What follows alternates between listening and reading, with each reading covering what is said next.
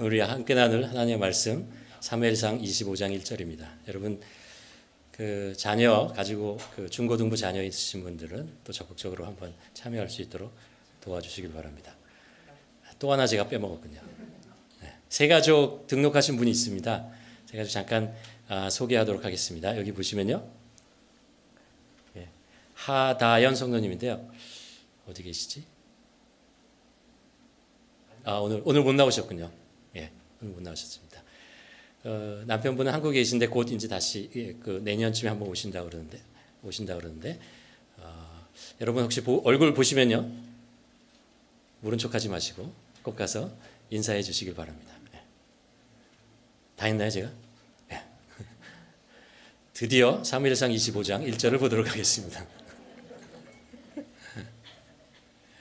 한 절 말씀인데 우리 한 목소리로 함께 봉독하도록 하겠습니다. 시작하겠습니다. 사무엘이 죽음에 온 이스라엘 무리가 모여 그를 두고 슬피 울며 라마 그의 집에서 그를 장사한지라. 다윗이 일어나 바란 광야로 내려가니라. 그 김준엽이라는 시인이 있습니다. 여러분 잘 그렇게 알려주지 않은 분인데 이분이 한 20년 전에 시를 하나 썼어요. 근데 시 제목이 뭐냐 하면 내 인생의 황혼이 들면, 내 인생의 가을이 오면, 이런 주제로 시를 썼습니다. 그 긴 시인데 그 시의 중간중간에 이런 질문을 하면서 시를 이어가는데요. 내 인생의 황혼이 들면 나는 나에게 많은 날들을 지내오면서 사람들을 사랑했느냐고 물어보겠지요.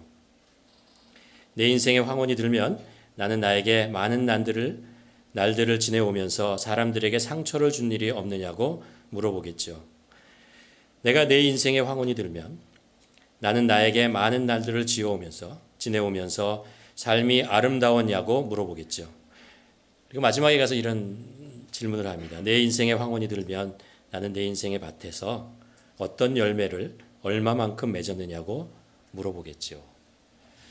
여러분 우리가 추수감사절을 이렇게 지내고 있는데 우리 인생의 가을 언제일까요? 절대 나이로는 누구인지 언제인지 잘 모르지만 가을이라는 거 오지 않습니까?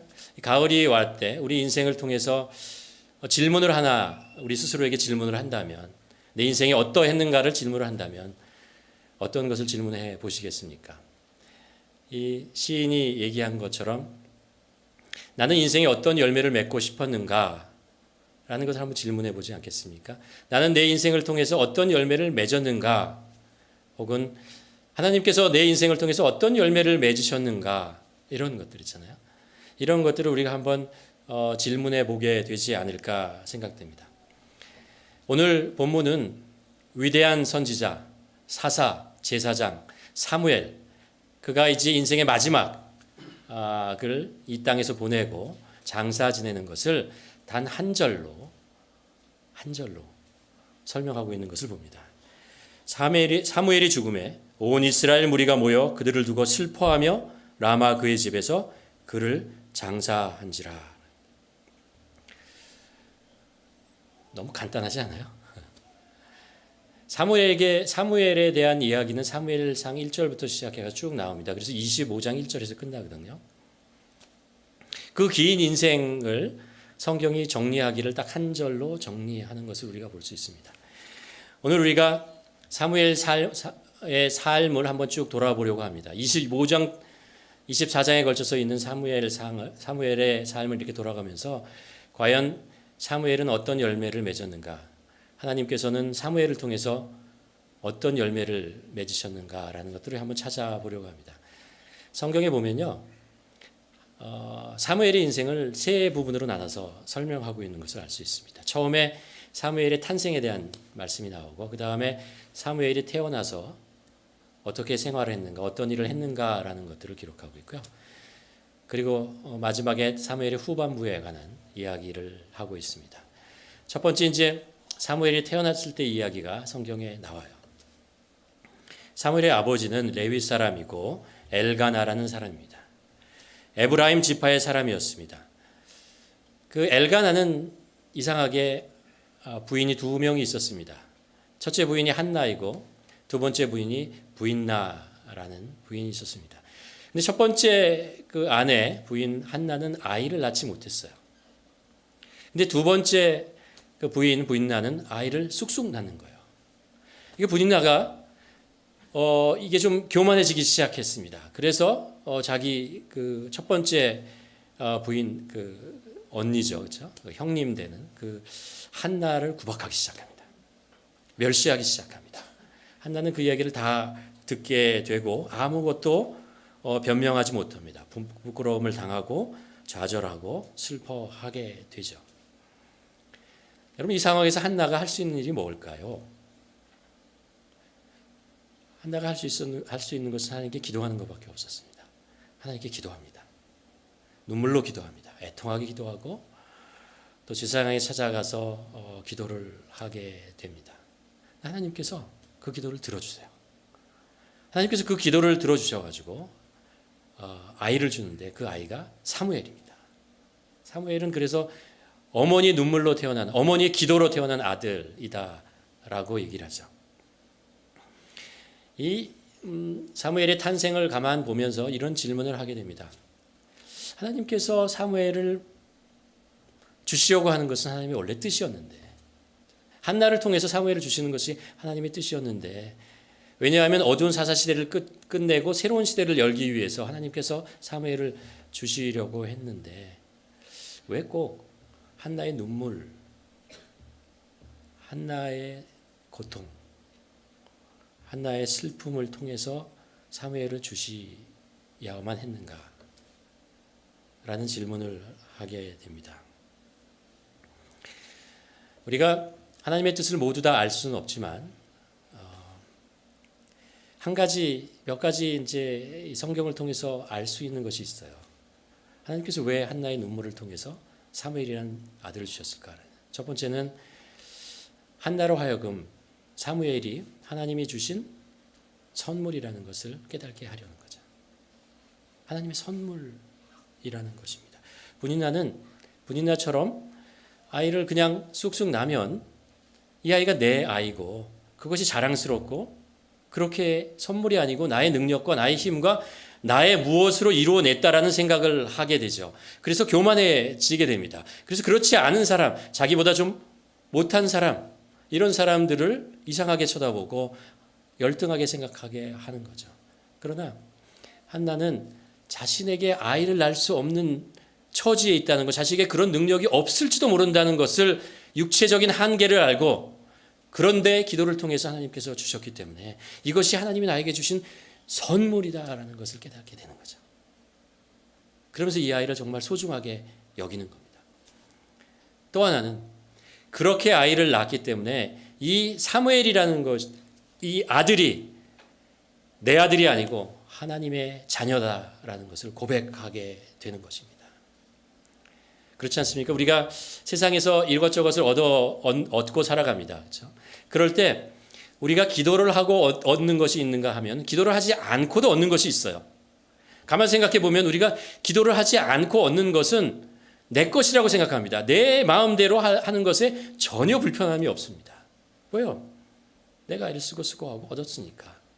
나의 땀과 나의 노력의 결과니까. 이렇게 생각을 하는 거죠. 근데 만일 우리가 무엇을 얻기 위해서 부족한 것을 가지고 하나님께 기도하고 그래서 하나님께서 그 기도를 들어주시고 응답해 주셔서 나에게 얻게 되는 것이다 라는 믿음을 갖게 된다면 그러면 이것이 내 것이 아니라는 것을 생각하죠.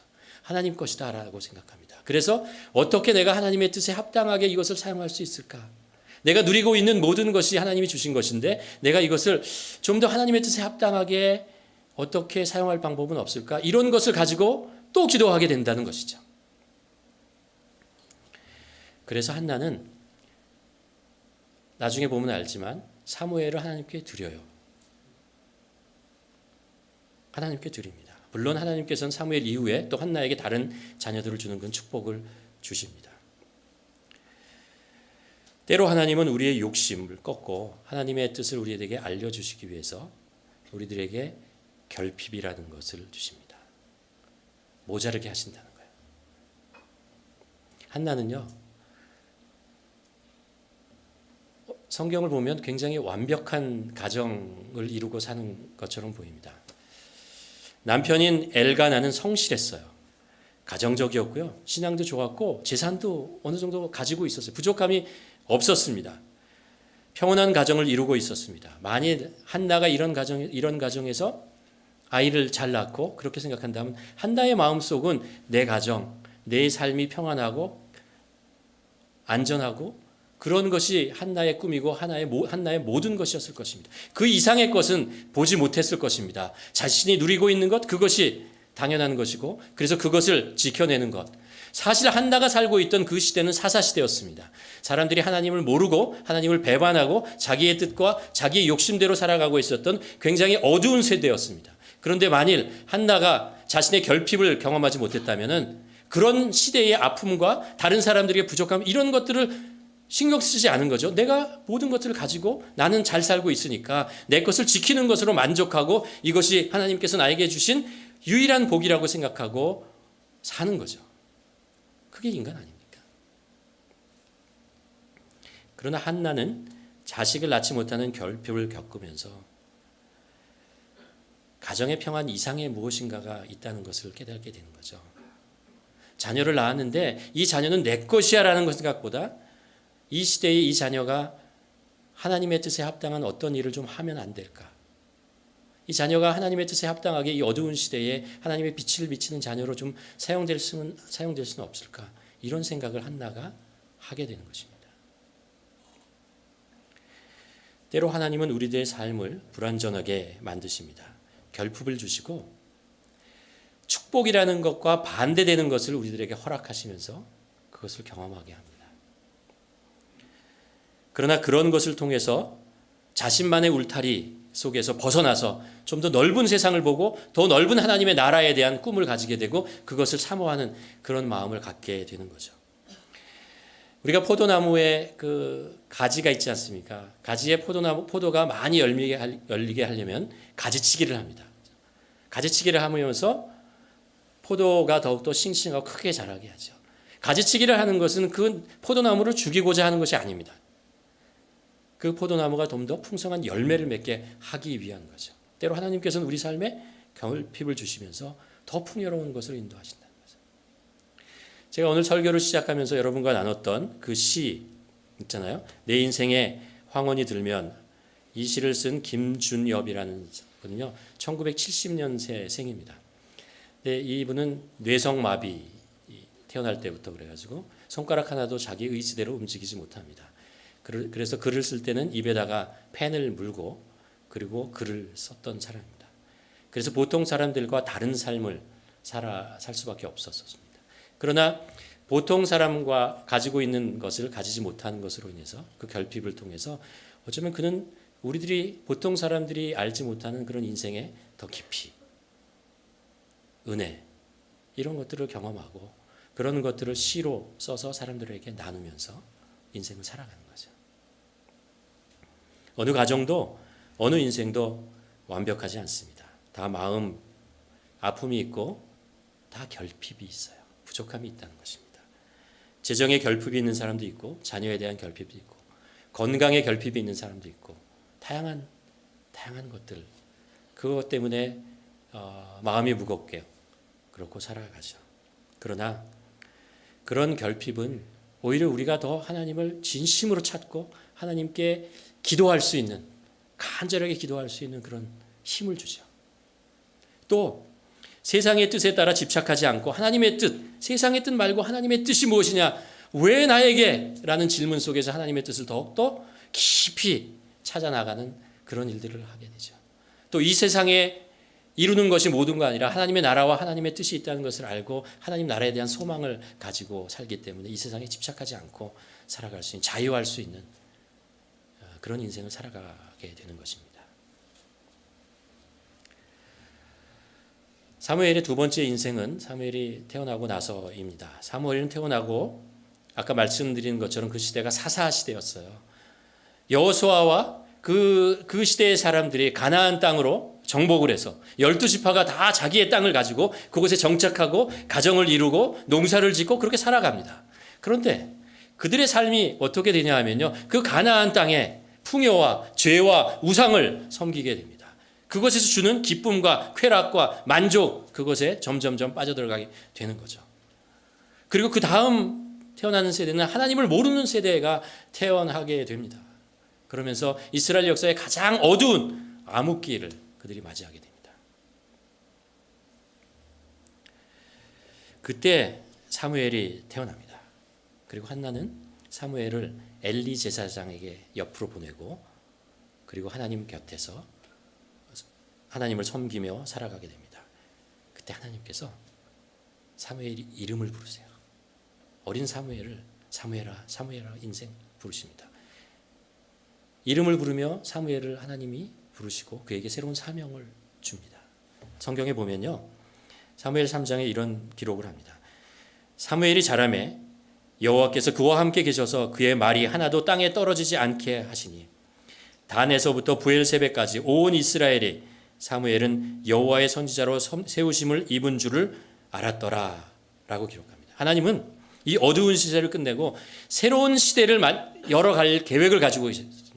그런데 새로운 시대를 이루기 전에 하나님께서 하셔야 될 일이 있었습니다. 그게 뭐냐면요, 영적 각성이었어요. 이들을 영적으로 다시 세워야 한다는 것입니다. 그들의 신앙, 무너진 신앙을 다시 세워야 하는 것, 그래야 새로운 시대로 나갈 수 있다는 것을, 그것이 하나님의 뜻이었습니다. 그래서 하나님께서 사무엘을 택하시고 사무엘은 그것이 하나님의 뜻이라는 것을 알았습니다. 그래서 그의 평생을 통해서 그 일을 해나갑니다. 성경이 이렇게 해야죠. 북쪽 끝에 단으로부터 남쪽 밑에 있는 부엘세베까지 평생을 그 사무엘이 다니면서 하나님의 말씀, 회개의 말씀을 전하고 이스라엘 백성을 깨웁니다. 이스라엘 백성이 처음에 그 얘기 듣지 않았겠죠. 그러나 사무엘은 전혀 그것을 지치지 않고 개의치 않고 계속해서 단에서부터 부엘세베까지 왔다 갔다 하면서 멸시와 천대와 사람들이 외면을 당해도 그 일을 계속해 나갑니다. 그리고 마침내 미스바에서 12지파가 다 모이게 됩니다. 이제 이 사무엘에 전하는 그 말씀이 하나님의 말씀이라는 것을 그들이 깨닫고 미스바에 모여서 회개를 하게 됩니다. 모든 12지파, 한 지파, 한 가정이 아니고요, 12지파 전체가 미스바에 모여서 대각성하고 그리고 하나님께 회개를 하고 그곳에 돌을 하나 세워서 에벤에셀, 이곳까지 하나님께서 우리를 도우셨다라는 것을 고백하고 그리고 그것에 하나님께 제단을 쌓고 예배를 드립니다. 사람이 크게 살면서 변하는 사건이 두 가지가 있다고 봅니다. 하나는 예수 그리스도를 만나는 거죠. 하나님을 만나는 것입니다. 믿음을 갖게 되는 것입니다. 세상에 대한 믿음, 나에 대한 믿음, 그것을 의지하고 살다가 하나님을 의지하게, 하나님을 믿어야 된다는 것을 알게 되는 거죠. 예수 그리스도의 십자가의 은혜를 깨닫고 우리의 삶을 예수 그리스도를 믿는 것이구나 라는 걸 깨달으면서 우리 인생이 변합니다. 또 하나는 그 믿음을 가지고 살다가 하나님의 부르심을 받는 것입니다. 하나님의 부르심이라는 게 뭐 선지자, 목사 이런 부르심뿐만 아니라 내 인생을 향한 하나님의 뜻이 무엇이다, 하나님은 나의 인생을 통해서 무엇을 하고자 하시는구나 라는 것을 깨닫는 것이죠. 어떤 분이 저에게 책을 한 권을 줘서 제가 읽고 있습니다. 그 책은 뭐냐면요, 미국의 팀 하스라는 건축회사를 설립해서 경영하고 있는 하형록 그 회장입니다. 이분의 이야기는 이렇게 됩니다. 이분의 아버지가 목사님이신데요, 어떤 목회를 했냐 하면 나병촌에 들어서 거기서 나병 환자를 돌보는 일들을 합니다. 13년 동안 그 일을 해요. 이 하영록 이분은 그래서 그 나병 환자촌에서 태어납니다. 그리고 그곳에서 자라요. 13년을 자라죠. 그곳에서 수많은 일들을 겪게 되죠. 예를 들어 이제 그 나병촌 밖에 있는 학교를 가는데, 이렇게 가는데 버스 타고 가는데 그 버스에 그때는 안내양이 있었잖아요. 얘가 귀여우니까 야 너는 어디서 왔니? 그랬더니 저는 저 나병촌에서 왔어요. 그러면 갑자기 돈 안 내도 돼. 그냥 내려라. 여기서 바로 내리면 안 되겠니? 이런 일들을 겪고 어렵게 아무튼 지냈어요. 그러다가 10살 되었대. 미국에서 온 선교사님과 인연이 되어서 미국으로 이주하게 됩니다. 그래서 열심히 공부했어요. 그가 겪었던 아픔이 있으니까 이 좋은 환경에서 이제 예배를 공부를 할 수 있게 되니까 일도 하면서 학비를 벌면서 일을 했지만 그러면서 유펜에서 경영을 공부하고 그리고 큰 건축 회사에 들어갑니다. 정말 열심히 일해가지고요. 사람들로부터 인정받고 29살에 중역이 됩니다. 그 회사에 있을 수 없는 일인데 29살에 중역이 되고 승승장구합니다.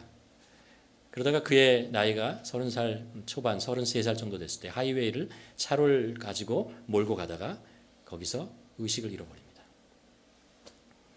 그리고 깨어나고 정말 구사일생으로 하이웨이에서 살아남아서 그리고 병원에 가서 진찰을 해봤더니 심장에 문제가 있다는 것을 알게 됩니다. 심장에 문제가 있는데 고칠 수 있는 게 아니에요. 고칠 수 없었어요. 그래서 살 수 있는 방법 한 가지밖에 없었습니다. 신장 이식을 받는 거예요. 그래서 투병 생활을 시작합니다. 그동안 모았던 모든 돈을 다 드리고 청진하고 투병 생활을 하고 그러다가 마침내 40대 알코올 중독자의 심장을 이식받습니다. 그리고 살아가다가 6년 후에 그 심장이 또 문제가 생겨서 또 다시 심장 이식을 받게 됩니다. 그가 이제 그 투병 생활을 하다가 성경을 읽게 돼요. 성경 통독을 시작합니다. 아시잖아요. 그 모태 신앙이 성경 통독 못 하잖아요. 성경 통독을 그때서 이제 시작을 합니다. 그리고 성경을 한 번 읽고 두 번 읽고 세 번 읽다가 잠언 31장을 읽게 됩니다. 여러분 잠언이 지혜서잖아요. 31장의 내용이 무슨 내용인지 아세요?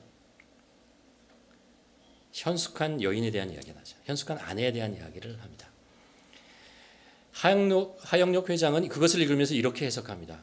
이게 꼭 가정의 여인, 아내에 대한 얘기가 아니고 그것만 아니고 예수님은 우리의 신랑이고 우리는 예수님의 신부 아니냐. 그렇다면 이 현숙한 여인에 대한 지혜에 대한 말씀이 사실은 우리 모두 믿는 그리스도인 모두를 향한 지혜의 말씀이다라는 것으로 받아들입니다. 깨닫고 그가 결심을 합니다. 내가 이 병에서 나와서 회사를 세우면 나는 잠언 31장에 입각해서 내 그 회사를 경영하리라 라고 결심을 하죠. 그래서 사원을 이렇게 만듭니다. 우리는 힘든 이웃을 위해서 존재한다. 교회의 사원이 아니고요. 회사의 사원을 이걸 걸고 힘든 이웃들을 어떻게 도와주고 할 것이냐라는 건축 회사를 만들어요. 그런데 이 회사가 성장해가지고 그런 정신으로 사람들을 교육하고 성장시켜서요. 미국에서 젊은이들이 가장 가고 싶어하는 회사 중에 하나로 성장하게 됩니다. 하영록 회장의 인생은 두 인생으로 나눌 수 있잖아요. 하나는 심장 이식을 하기 전의 인생이고 한 번은 심장 이식을 하고 나서의 인생입니다. 다르게 표현하면 자기 심장을 가지고 살았던 삶이 있는가 하면 자기 심장이 아니라 남의 심장을 가지고 산 인생이 있는 거죠. 자기의 뜻과 자기의 꿈과 자기의 야망을 이루기 위해 살았던 인생이 있는가 하면 하나님의 뜻을 발견하고 하나님의 뜻을 내 삶에 실천하기 위해서 애쓰고 수고하고 살아가고 있는 인생의 후반부가 있다는 것을 알게 됩니다. 여러분 어느 시대를 막론하고 하나님의 백성들을 향해서 주시는 뜻은 동일합니다. 변하지 않고 동일해요. 그 뜻은 뭐냐 하면요. 어두운 시대에 빛을 밝히고 어려운 사람들을 도와주고 복음의 메시지를 전하는 것입니다. 이것은 어느 시대에 어느 사람 어떤 일을 하는 사람들과 동일하게 하나님께서 주시는 메시지입니다. 여러분 구약에 있는 사람들도 똑같고요. 신약에 나오는 모든 제자들도 동일한 하나님의 뜻을 가지고 있었습니다. 문제는 그것이 하나님이 나에게 주시는 뜻으로 받아들이느냐 아니냐의 문제죠. 하나님이 나의 인생을 통해서 그것을 이루시기를 원하신다는 것을 내가 그것을 정말 절실하게 느끼고 깨닫고 그것을 하나님께서 나에게 주신 뜻이다라고 사명으로 받들고 그것을 사느냐 아니면 나에게는 또 다른 뜻이 있어. 이것은 아니야 라고 살아가죠. 성경을 읽어보면 하나님의 뜻은 동일해요.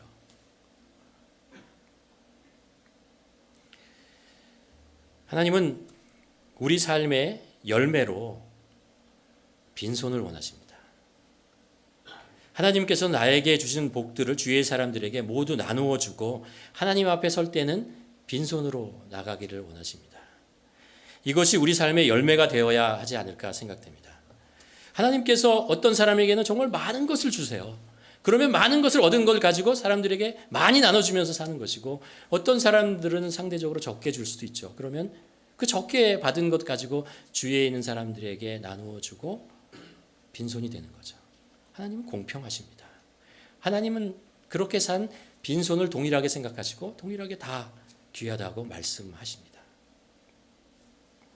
하나님은 공평하시기 때문에 그 빈손을 인생의 참된 열매라고 받아들이고 그리고 축복하시죠. 사사시대에 우리가 잘 아는 아주 유명한 사사 기드온이 있습니다. 여러분 기억하십니까? 기드온의 300용사.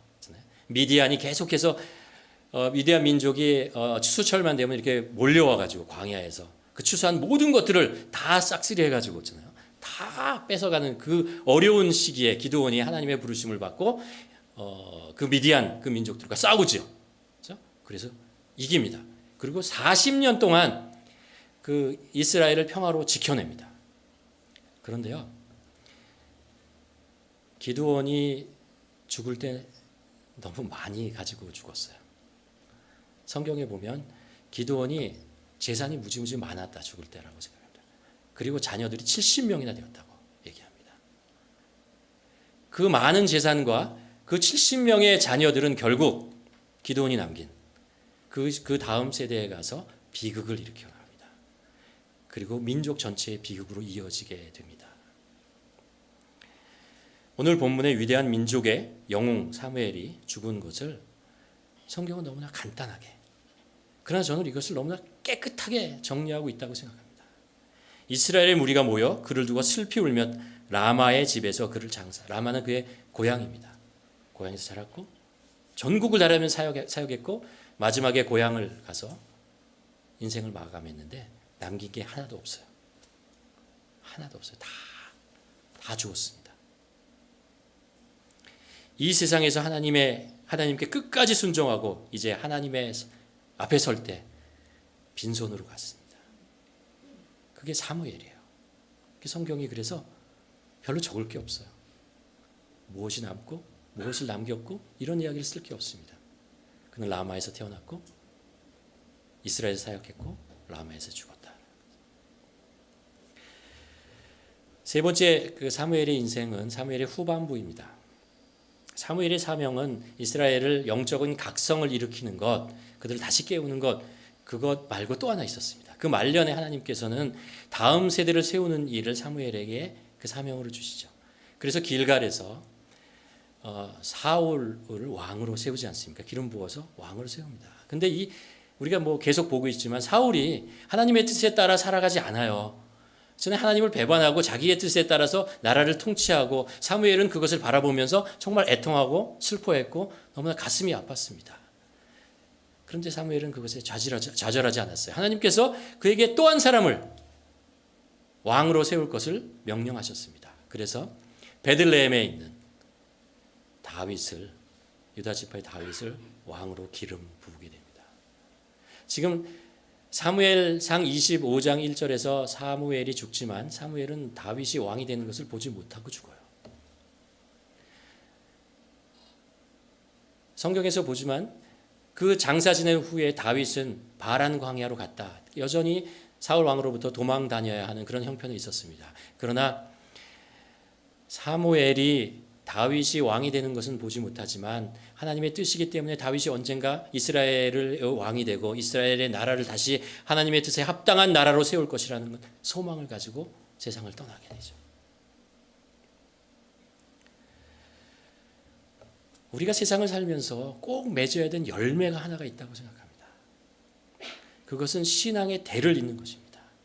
다음 세대를 세워가는 것이죠. 우리가 사사시대를 정의하는 말 중에 이런 사사기 2장 10절에 이렇게 얘기하지 않습니까? 그 시대의 사람들도 그 조상들에게로 돌아갔고, 그러니까 하나님을 알고 하나님을 경험했던 여호수아와 그 장로들 얘기합니다. 다 하나님에게 돌아갔어요. 떠나갔습니다.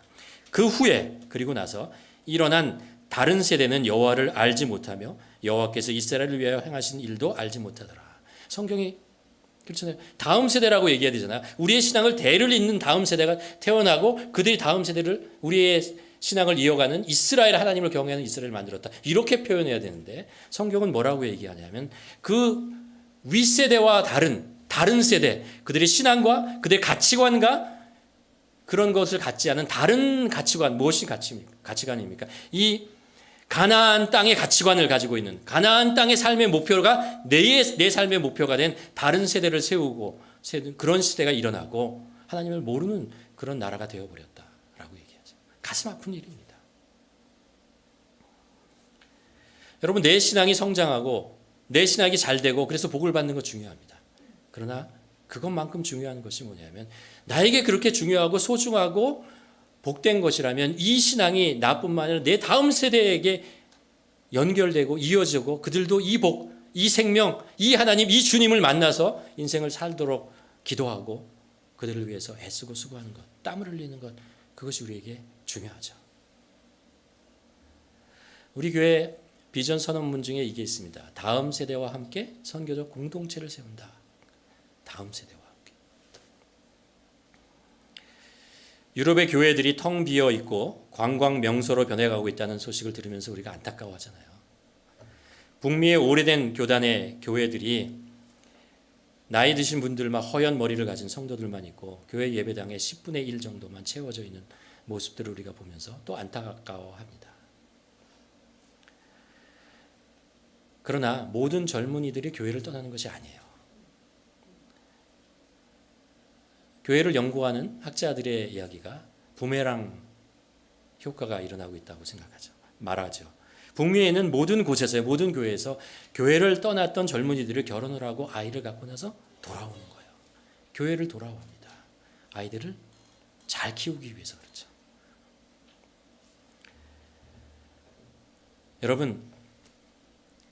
여러분에게 제가 부탁드리는 게 하나 있는데요.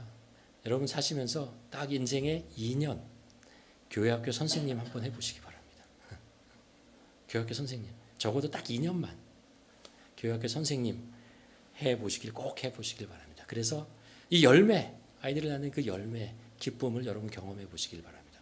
그래서 교회학교 선생님을 하겠다고 하는 분이 이렇게 신청을 하면 그러면 교회학교 그 목사님이 웨이팅 리스트에 좀 이름을 올리셔야겠습니다.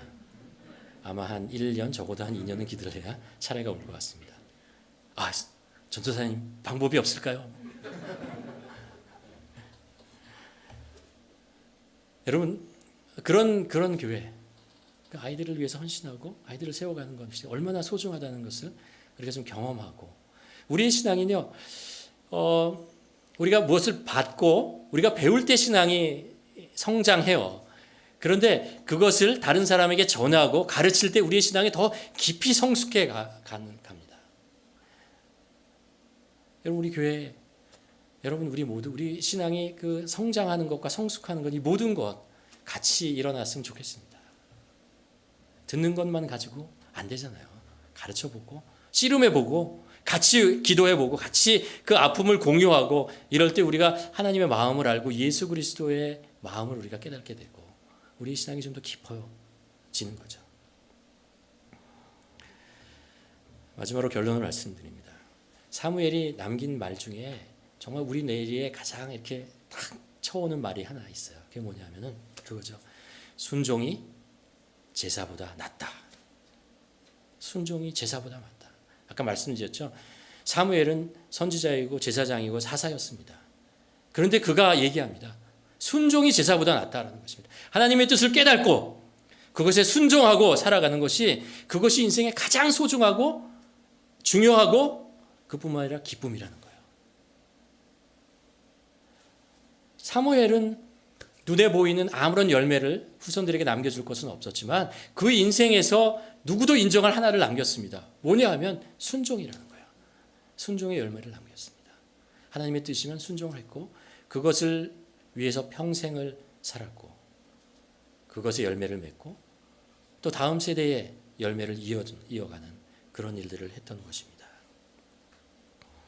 사랑하는 한우리 가족 여러분, 말하기는 우리도 사무엘과 같이 하나님의 뜻을 발견하고 순종하는 사람이 되기를 원합니다. 그래서 정말 풍성한 열매를 맺으며 사시기를 축원합니다. 각기 맺는 그 열매의 종류도 다르고 그 양도 다르겠지만 우리가 하나님께서 주시는 그 열매가 있다면 열매 누리고요. 그 주위에 있는 사람들한테 하나하나 다 또 나누고 다 나눠버리고 우리가 하나님의 앞에 갈 때는 빈손으로 하나님 앞에 나가며 하나님이 주시는 그 모든 열매의 결과가 다음 세대에게 전달되는 것을 바라보며 살아가는 우리 모두가 되기를 주님의 이름으로 간절히 축원합니다. 함께 기도하시겠습니다. 우리 삶의 열매가 무엇입니까? 한번 돌아봤으면 좋겠습니다. 아니, 나는 어떤 열매를 맺기를 원하고 있습니까? 한번 질문해 보았으면 좋겠습니다. 그리고 정말 하나님이 나의 삶을 통해서 맺고자 하는 열매, 우리 인생의 가을이 오면 나는 어떤 열매를 맺고 싶으십니까? 여러분은 어떤 열매를 맺고 싶으십니까? 그 말씀 한번 질문해 보며 자신을 돌아보며 사무엘의 인생을 우리가 돌아보며 우리도 풍성한 열매를 맺되 그 열매를 세상과 다 전해주고 우리 뒷세대에게 우리 주위에 있는 사람들에게 다 나눠주고 빈손으로 하나님께 나아가는 우리 되게 하여 주시옵소서. 함께 기도하며 나아가기를